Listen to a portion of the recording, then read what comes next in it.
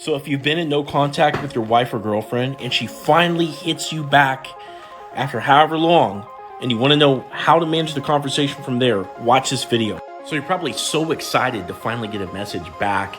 You know, it might have been days, agonizing days without hearing back from her. It might have been even a month or even longer. And you finally get this message back, and you know, a lot of people would ruin their chances by doing too much in this case. You know, talking for too long because they're too excited. And I'm going to teach you how to handle this conversation. Now, it's really critical, whatever you do and say, because, you know, there was some event that caused you two to split up, and, you know, she was convinced that that was a good idea for however long that you guys weren't talking, okay? And for you to do something wrong and send her back in that direction, you know, it's going to be a long time before you hear back from her again, right? So we don't want to do the wrong thing.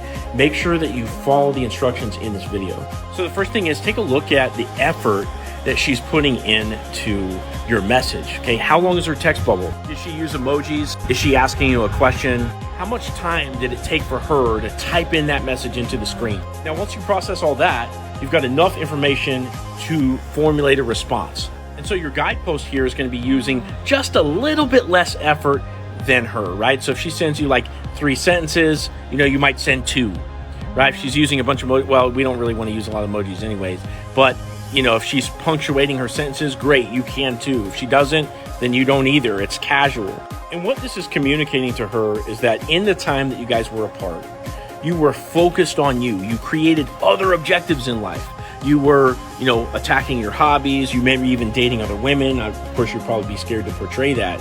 But these are good things for her to be attracted to and curious about. Now, when she messages you out of the blue, it means that she's thinking about you. She's missing your company. And that's the opportune time eventually to set up a date. But we need to do a little bit of work first. So when she hits you back, your marching orders are essentially to banter with her. You're going to have a fun little conversation. You're not going to revisit old baggage, okay? You're not going to talk about bad things from the past or try to keep her accountable to her mistakes or anything like that. Ask her about a new guy.